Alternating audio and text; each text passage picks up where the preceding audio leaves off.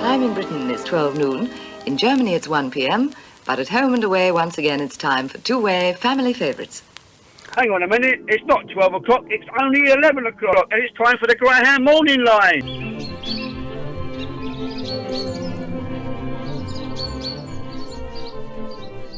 Hello and welcome to another edition of the Greyhound Morning Line.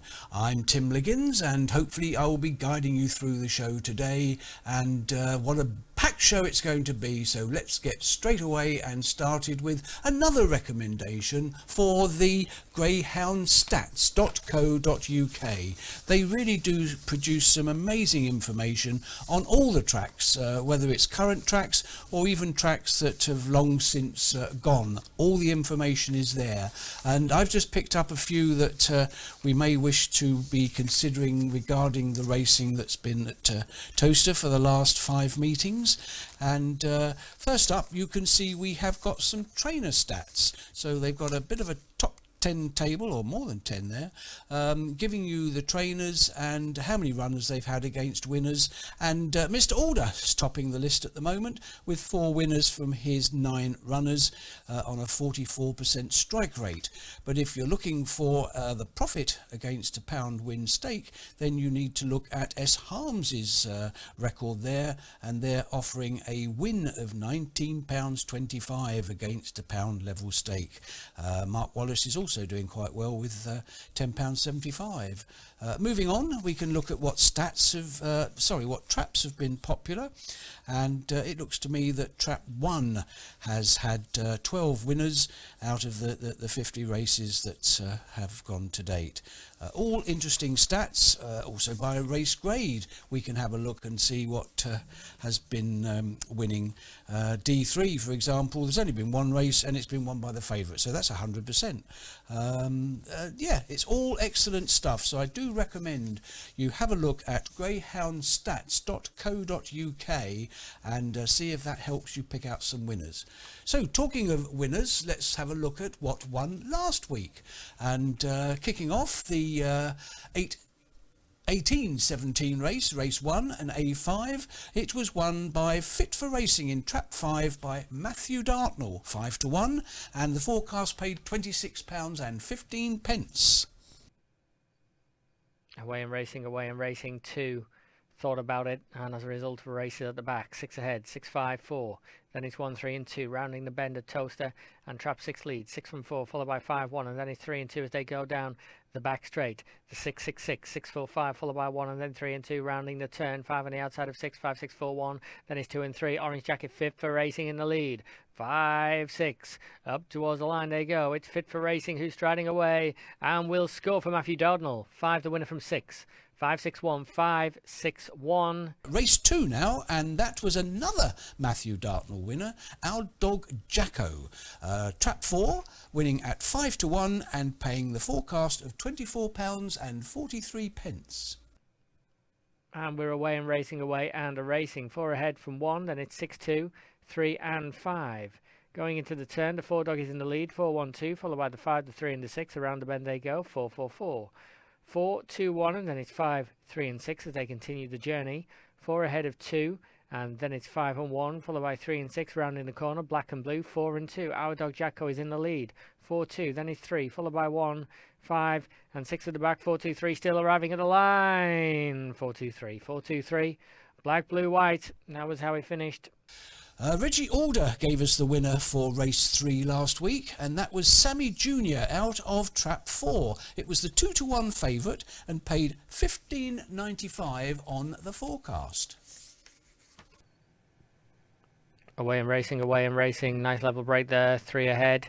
It's only 5 who's lagging behind ever so slightly as they come into the first bend. 4 and 6 in competition. They've left the door open for the 1 dog on the inside. 4, 1, 6, 2, 3 and 5 as they organise themselves coming out of the second. 4, 1, 6 and then it's 2, 3 and 5. They're coming to take the bend. It's the 4 dog is Sammy Jr. in the lead, followed by 1 and 6 and 2 and 3 and 5. 4 Black Jacket, and this could be one for the racing post. 4 ahead, being pursued by the 1 and then the 3. 4 wins easily. 4-3-1, 4-3-1. Sammy Jr. wins for Reggie Alder. Our friends Anthony and Lawrence Tuffin had the winner in race 4. That was Franker's Kaz in trap 3, and that was the 5-2 favourite, paying a forecast dividend of £15.30. Away and racing at Towcester. 6 leads 2 and 1, followed by 3, 4 and 5. Stripes ahead, 6, 2, 3, 1, then 4 and 5 as they go around the bend. Ice Jubilee is in the lead, 6 and 2, and then 3, 5, 1 and 4. Down the back straight, Ice Jubilee is showing the way, but 2 makes progress now. Revels, 3, 5, 1, 4 looks set to disappoint right at the back of them. So as they come around the turn in the sunshine, 6 and 2 are in the top 2 spots. 2 rallies up the inside, 3 trying to get involved. 2, 3, 6, 3. Brilliant turn of foot in the closing stages to win. 2 and 6 photograph second. On to race 5. That was won by a favourite again, and that was Savannah Bazza. Frank Gray, £18.62 the forecast and 15-8 the favourite. Good start by Trap 1, who leads. 1 ahead of 3, 6 on the outer. Then it's 2, 4 and 5. Savannah Bazza leads into the first bend, joined on the outer by Rocky Robbie. So it's 1 from 6, followed by 2, 3, and then it's 4 and 5. 1 shows the way. Savannah Bazza for Frank Gray. Rocky Robbie has fallen a little bit away. Next in the field is Hitachi Wayne, Trap 2. 3 next, and 4 and 5 detached to the back. 1, 2, 3, 6, 4 and 5 up towards the line. Savannah Bazza, stepping up in grey today, has won the race with aplomb. 1, 2, 3. Nearly halfway through the meeting now, race 6, and that was a Mark Wallace winner, and that was Aero Madrid, trap 6, 6-1, £30.42 the forecast. Away and racing Towcester. 2 leads 1 and 6, followed by 3, 4 and 5. Around the bend they go, 6 ahead. 6, 1, 2, 3. Unfortunately, it's a very ugly scene at the first bend. 2 and 3 badly hampered. 4 and 5 not exactly helped. 2 basically toppled over. I think they're all running over, I'm pleased to say. However, at the third bend now, and Aero Madrid is in the lead, trap 6. 4 lengths clear of 1, 5 lengths clear of 5. 1 is trying to close the gap on this 6 dog, but it's a Stripe still ahead. 1 closing, 6 and 1. 6 needs a line. Here comes the line, and 6 reached it in time. 6, 1, 5. They've all finished the race. The trainer Nick Bircham won the 7th race of the evening on Goan Fifi, or Fifi I think it is. Trap 4, 11-2 the price and 31.55 the forecast. And away in racing, and 4 began very smartly indeed. 4 leading up over the 1 and the 3, and then came 2, followed next by the 6. Who just got forced out a bit wide there. 5 towards the back of the field as well as they begin to straighten up, and it's the 4 he's out in front, trying really hard in behind the 1, but won't really be able to land a blow. 4 going on to beat the 1. It's pretty tight for third. Race 8 was won by Logis Raquel, trained by Simon Hans, and that beat trap 3, Million Amber. Logis Raquel was 11-4, and the forecast paid £15.53. Ready to go. And away in racing.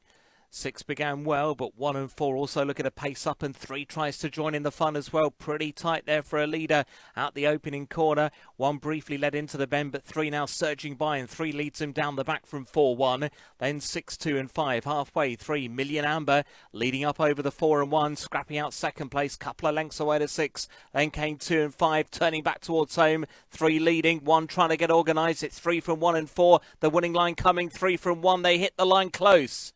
Race 9 was another Mark Wallace winner, Sober Express, the 2-1 favourite and £10.92 the forecast. Towcester away in racing. 1 and 3 break alertly. They'll lead up to the corner ahead of 4, then 6, 5 and 2. At the bend now, the Reds out in front. 1 leads the way from 4 in second, then 6, 2 and 5, 3 has dropped right out at the back, may just have cramped up as they race down towards the penultimate. It's the 1 Sober Express by 3 lengths over to 4 Savannah Malibu. 6 in third, then 2 and 5. Heads are turned towards home. 1 is clear over the 4 and the 6 and heading up towards the winning line. It's 1 who'll be home for the win. 1 beat 4, 6 in third. Nearly towards the end of the meeting now, and that's race 10. And a win for, again, Anthony Tuffin with Long Range Nelly. The forecast, £14.62. Towcester off. 5 started best. 5 leading to the opening curve ahead of 6 and 2, then 3 followed by 1 and 4. Getting round the bend now. 5 led them by the lake. Over 6 in second, 2 in third spot. Then came 3, 1 and 4. Down past halfway, then 6. Going on by a length or so now to 5 in second, 2 trying to finish off. Then came 4, 3 and 1. Heads to turn towards home. Then 6 building on that lead now as getting away from them. 6 ahead of 5, 4 doing some late work, but 6 is clear and gone. 6 will be the winner. 4's up for second and 5 in third. 6 beat 4 and 5. It's Long Range Nelly who's won race number 10 at Towcester. And finally, the lucky last at 18 minutes past 9.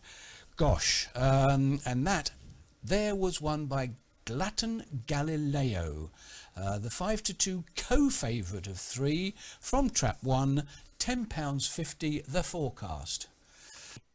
Racing, and 3 started stylishly. 3 leading up toward the corner from 1 and 2 and 4. Then came 5 and 6. Getting to the bend now. 3 led them round it from 1. Then came 2, 4, 5 and 6. They straighten in. 1 tried to draw level with a 3. Got through to the inside. Leads up on the run towards the line. And 1 went on to take it. Beat 3.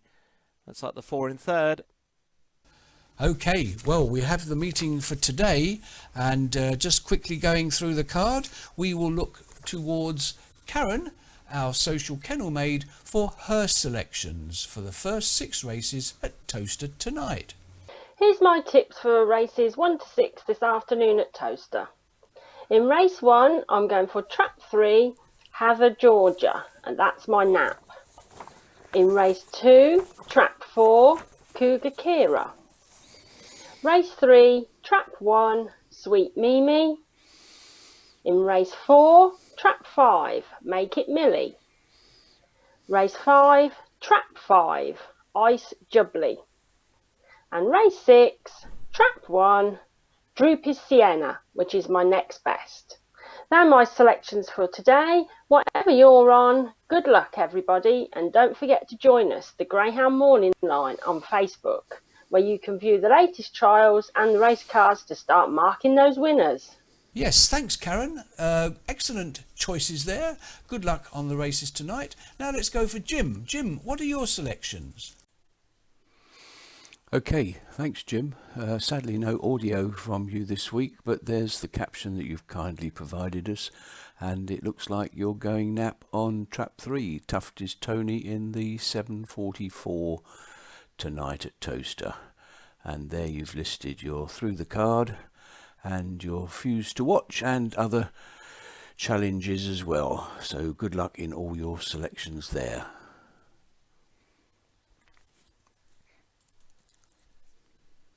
Now we're at the point of the show where we say, "Where's Barry?" Be nice to get a crowd roar for that, all shouting, "Where's Barry?" Maybe when we get back out of lockdown, I can go with a microphone to the local football club and ask them to chant or something. Where's Barry? Anyway, we got hold of Barry, and Barry, how are you? Hello, Timothy. Yes, I'm here. It's archive day today. I've been looking through some of my archives, what I've been up to. But one of the notice that I had some great memories of the Channel Tunnel when it was first being built. They built a village between Dover and Folkestone, especially for the Channel Tunnel workers. It was called Farthinglow Village. And it was to keep the workers at the camp. The Channel Tunnel was being built 24/7, so everybody was working in shifts. And once a week, I used to pop down there and do a Greyhound race night for them on the videos. And Greyhound racing, being totally universal, is 1 to 6. They didn't need to be the brain of the world to have a bit of fun on the Greyhounds. And we used to show 10 Greyhound races over a period of a couple of hours. I only did win only, no four-class tri-cars to complicate things there. It was win only, but they had great fun because I've got German customers, Belgian customers, a few French people there, and all from around Europe. There was all building this Channel Tunnel, and we had hopefully a few Brits as well, or closer to home ones. Barry, well, there was a few Brits there, but to be fair, most of it was European workforce at the tunnel at the time. Yeah, it was. Don't know why that was, or perhaps the Brits went to go to bed early, but. The bar was open and it was some great nights, and yeah, it was really, really good fun. And that was, the Greyhound racing was really spot on because, as I say, it was universal. Everybody loved to have a little bet. And then we turn lights went down on kind of races because it's just 30 seconds of pure adrenaline. But the screaming and shouting that was going on, we just couldn't hear the commentator.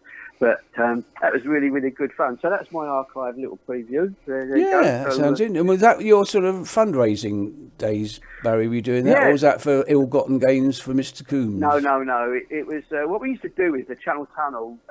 Sadly, when some of the workers got badly injured or there was a few deaths along, I think there was 4 deaths altogether, we did gala night for them. We did horse racing, greyhound racings, and a show for the family. And then we tried to raise between £5,000 and £10,000 on that particular night to give to the family of the worker that was sadly injured or had actually died. So that was mainly the purpose of me working at the tunnel at the time. It was to give the workers a great time while they were there. But yeah, there was a few sad events.